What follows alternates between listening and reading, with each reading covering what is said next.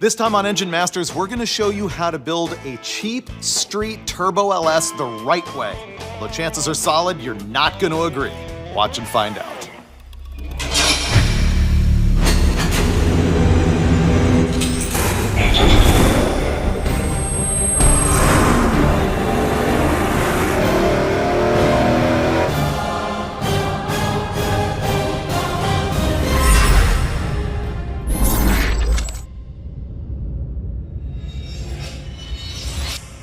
This is Engine Masters, brought to you by AMSOIL, and I have to begin this episode by telling you what it's not.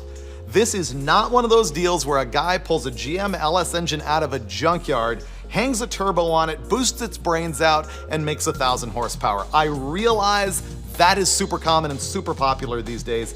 As a matter of fact, way back in like 2010 or 2011 when I was the editor of Hot Rod magazine, I had Richard Holdner do a story called Big Bang Theory.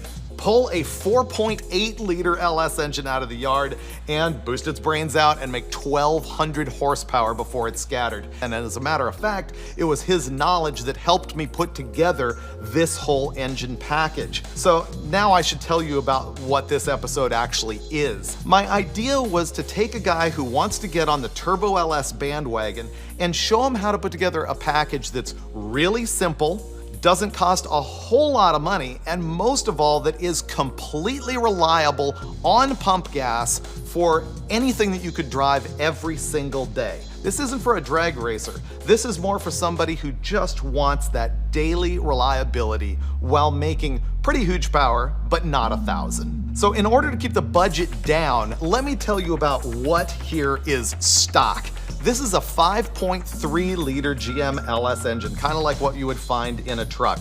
It's got stock heads, stock block, stock crank, stock 78mm throttle body.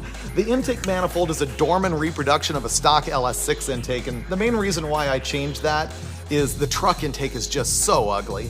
And this thing is 500 bucks at Summit Racing. You can get something cheaper than that, but I thought this was a really good option. So that's what's stock here, and that's where you're gonna save a lot of money. But now let me talk to you about what we did modify about this engine in the name of performance and reliability. I talked to Holdner about what usually breaks on these engines when he boosts them to the moon. What he's found is that the connecting rod is typically the failure point on these engines. The crankshaft seems to live forever, but he's breaking rods right in the middle here and then just shatter the entire engine as the broken connecting rod saws the whole block in half. So that's what can be really ugly. And for reliability, I am using this new product called a Boost Line rod. Google it, Boost Line. These things are intended specifically for power adder applications with a ton of beam strength. It's a 4340 forged rod, and it's got a new and patent pending design, which you can see it's kind of unusual here. It's kind of a cross between an H-beam and an I-beam, and they say that it's got 60% more bending resistance in the beam than other aftermarket rods. And you know what? These are way more affordable than the stuff I normally buy when I'm trying to make massive horsepower. And they say this thing will survive up to 2,000 horsepower. You can order an extra rod bolt upgrade on these, but we use the base ARP 2000 bolts in this application. I think it's gonna be way more rod than we need for what we're doing here. But really, this thing will let you grow. If you want to get beyond what you're going to see in this episode and you want to make huge horsepower, that thing will survive. The other thing that I did to the bottom end is upgraded pistons. This is a 2318 forging from Wiseco. It's an off-the-shelf piston that you can get for these LS turbo applications. I don't think it'll go to 2,000 horsepower, maybe 1,000, 1,500, but it's as trick as you need for what we're doing here. It has this new armor glide coating on the skirts, just scuff resistance there. What's probably more important up here is the armor plating, which is very hard to see on camera, but it's a proprietary coating that they say will prevent corrosion and has some detonation resistance to it. Definitely you don't want to be detonating with your turbo, but this gives you that added measure of protection. And the other thing about it is you can get it with lateral gas ports, and just to save a few bucks, bucks, we did not opt for that. But that is our super beefy piston. Both the piston and rod are gonna let you grow your LS motor into big power if you ever want to. Now, speaking of big power, here's the performance upgrades that we made on this thing. First of all, a Brian Tooley Stage 2 camshaft, a very common stick for guys doing this turbo LS deal. Naturally aspirated trim, it made about 415 horsepower on this thing with a carbureted intake manifold, but that's not really important. You'll see how well it works with the turbocharger. Now, the turbo itself we got from Little John Motorsports. You can call them and they'll advise you exactly what you need for your application, because if this is your first time, you're gonna need help deciding what size you need for your turbo. This one is a Borg Warner S3E34. It's got an 80mm billet compressor wheel. On the exhaust side, we're looking at a 92mm turbine. We changed the housing to a T4 flange just because that's what we had the exhaust flanged for. It's got an AR of 1.25 to 1. I'll show you later in the show sort of a more budget option that you could do, but the thing about this turbo is it's gonna work great here, and once again, if you decide to step this thing way up, that turbo has got the reserve to make 1,000 or 1,200, no issues whatsoever. Now, the last thing that I did for a mod, which is really another key to simplicity, reliability, and on-the-street performance, is the Hooker cast iron exhaust manifolds. These things are designed specifically for turbo applications with all the flanges that you need. The thing that makes them better than a tubular exhaust is that they're much more quiet, they're not gonna crack, and they're gonna fit your chassis because they are tight. Honestly, they're gonna be a little bit of a power restriction. They're gonna make more back pressure than a tubular header design, but I think the compromise is worth it for something that you're gonna drive a lot, especially if you're not looking to just shoot for that 1,000 horsepower number. So, that's sort of the program that we got going on here. Now we're gonna roll it in the dyno, of course sauce it up with some AMSOIL, also for reliability. And in the tuning process, what we're gonna do is turn up the boost to the point where we're very confident it will run on 91 octane pump fuel. My priority is making this run on pump gas, and whatever that boost level is however much horsepower it's gonna make. Let's go find out. You know, we've been known to be irresponsible with boost on some nasty old engines, and AMSOIL has recommended the gnarly 60 weight Dominator racing oil in the past. But this LS engine is all fresh and good, tighter clearances and stuff like that. I'm still gonna use the Dominator because it's got that really strong film strength for impact loading, making, you know, big power under boost, but this one is a 1030 for the more modern and fresh engine. This thing's actually a used engine, but recently rebuilt with new beefy rods and pistons and stuff. My main goal with this episode is actually to convince him that boost is good. I like boost. What are you talking about? Yeah, but you won't have it in your own life. I've had centrifugals, but I really must confess I've never done a turbo engine. Okay. Then I have to convince you that turbos are good. I'm ready for convincing. What we're gonna find out right now is how good boost is and how bad no intercooler is. They're quiet with turbos, that's one thing for sure. Well, let's hear it. Crank that baby up. We've got this thing all tuned up, so here's our first pull with no intercooler.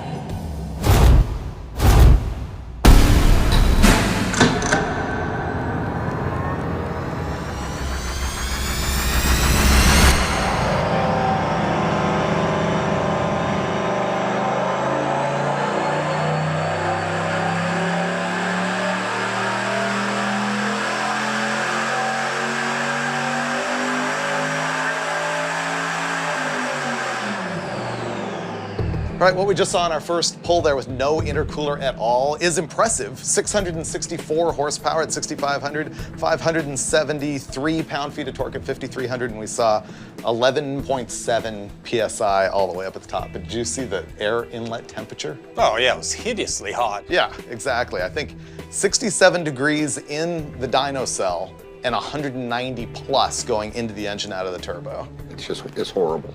You've seen what goes wrong with that, haven't you? Yes, unfortunately, I've seen the smoke come out, and we actually had an engine with an intercooler. Intercooler started leaking, we turned it off.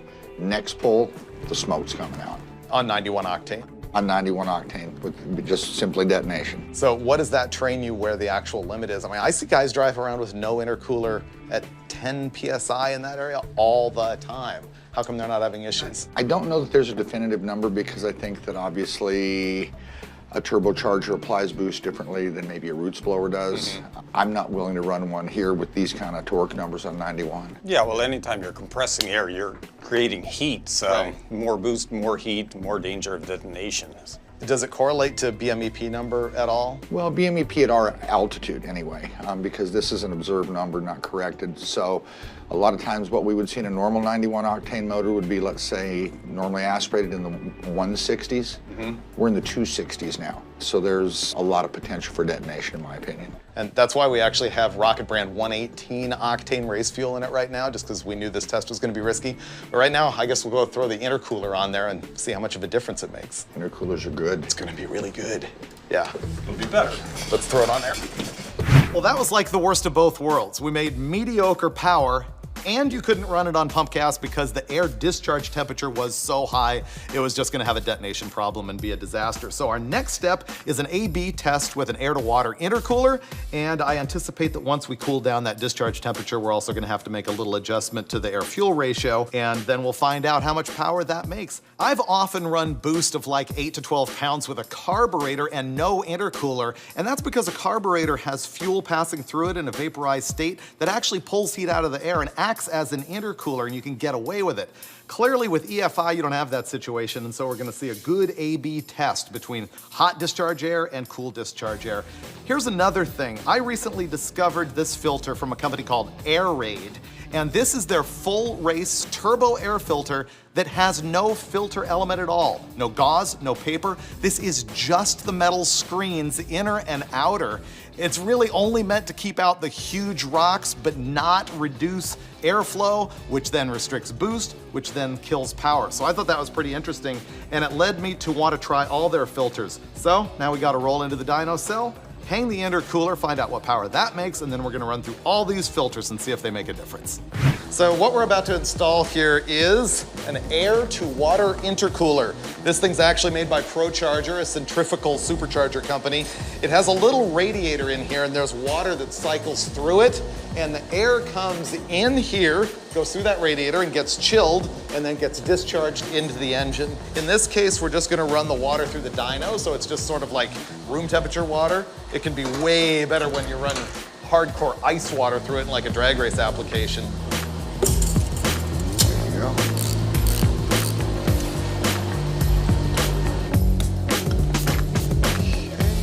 This one goes in here. This one goes down here. You're pretty close there. Okay, we are intercooled. We are heat exchanged. That's what we needed. We're gonna make more power with less boost. I know. I hardly ever run boost though, I guess. I know, you need to. Yeah. Okay, in theory, we're gonna see boost go down and power go up, right? Yep. And we're gonna be able to look at the temperature delta across Yes. the intercooler. That's gonna be cool.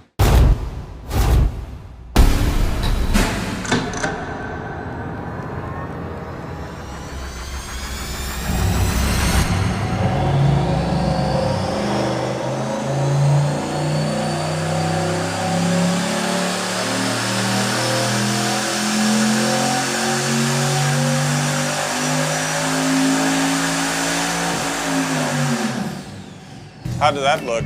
I don't know. Let's find out what happened. Look at the data. Okay, that was pretty cool, literally. We made 698 horsepower at 6,600 RPM, not 700. Oh. Down here, the torque went up to 623 at 5,300 RPM. And if you compare the red line with no intercooler to the black line with the intercooler, you can see that that was a significant gain. The intercooler is pretty good. It's great. Yeah. So let's have a look at why that happened. First, can we look at our boost curves to see how that might have changed with and without the intercooler? There you go. This is the boost curve. On the red line, that was the first run without the intercooler, and the pressure was a bit higher at 11.9 peak, and it dropped about a half a pound, but it's only a half a pound difference, and we saw almost, what, 40 horsepower gain with a half pound. So obviously the air going into the engine is much more dense. Which is why it makes less boost. The cooler air is denser, which means the molecules are closer, so it's taking up less space in the intake manifold, so the boost is lower. Yeah, that's sometimes a hard concept when you say the boost is lower, but it made more power. And it'll happen sometimes when the NA portion of the engine is more efficient, or it also happens when the air inlet charge is cooler. I think everybody's looking at that and going, okay, but why would less boost, make more power. So let's look at the temperature curve. Yeah. So we'll look at that. And basically, this is with the intercooler. Since we had no intercooler the first time, basically we had One discharge temp, and that's it. we had 192 degrees going in the engine. Yeah. So we dropped it, 90 degrees. With no intercooler at all, it was 192 degrees straight out of the turbo, really hot. And then what we're seeing here is, on that last pull, we had 181 degrees coming out of the turbocharger. But then coming out of the intercooler, it was only 94, so that's a 100-degree drop. That is a big drop. That's significant. There's a lot more to it than just power. I mean, detonation tolerance is a big factor when you drop inlet air temperature. Also, we were able to burn more fuel. You went into the Holley EFI and ticked it up quite a bit. And it's the burning more fuel that makes more power, not the air. That's exactly it. And somebody might look at this and say, well, how come the air out of the turbo is different in those two cases? Had we preloaded the turbo just a little bit prior to making that run, it would have gone up even another 10 degrees. So the longer you run that thing, the higher that temperature is going to get. As you can see, it's an ascending curve. And that's just in a few seconds. So think about running this thing for 30 seconds wide open or at Bonneville or something. I mean, it just keeps going up, and then that's when it starts to rattle and there's no turning back. That's when the engine just hits the ground. What's surprising to me also is it's not a constant delta as far as temperature drop with the intercooler. The slope is just about flat on the intercooled temperature graph. Even though this continues to increase, this is at a more shallow slope. It's increasing at a much slower rate. I mean, it's hardly increasing at all over the length of that run. That's because it's joining the temperature of the water going through the heat exchanger, and that temperature is stable. Intercoolers are cool. Intercoolers are great.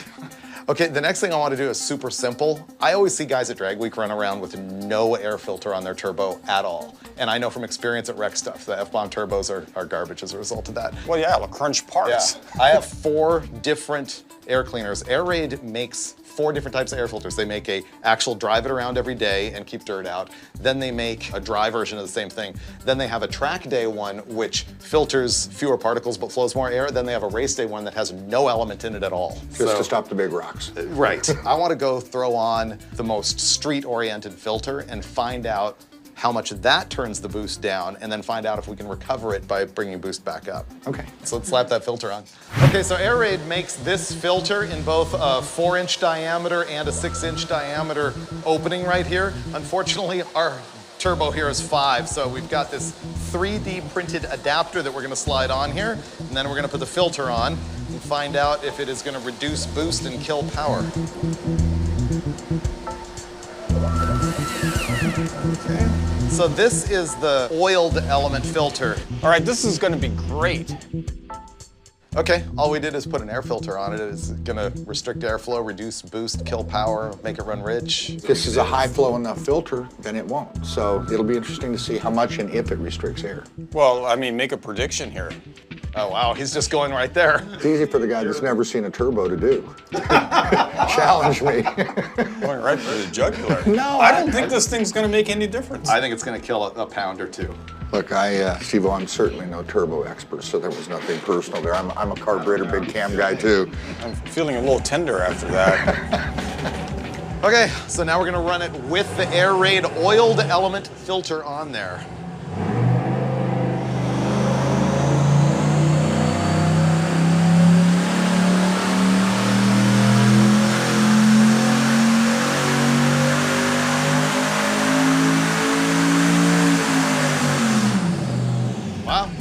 Pretty good. I was watching the air fuel pretty close. It didn't get a whole bunch richer, so I'm knowing that it had to be making decent power. That filter flows a lot.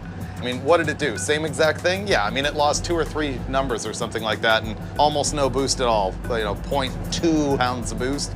That's a good filter. That is a good filter, not very restrictive at all. Wow, I'm actually impressed with that filter. So that's the difference in this curve right here between the boost with and without the filter. And the difference is 0.2 PSI. We can go out there and turn a little knob on our little organized leak boost controller and solve that problem. That's a really good filter. Let's try the dry one. Maybe the dry one's more restrictive than the oiled one. Yeah, we should try it. I mean, that would be interesting. Let's try it. I'm gonna go put on the dry element. So now we're gonna try the dry gauze Air Raid filter.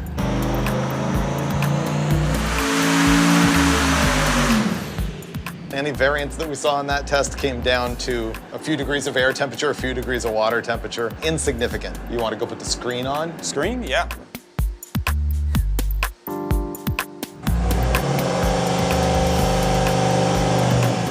So I think all we really learned is that none of those filters are a restriction for something at this power level and boost. They were all pretty much equal. Yeah.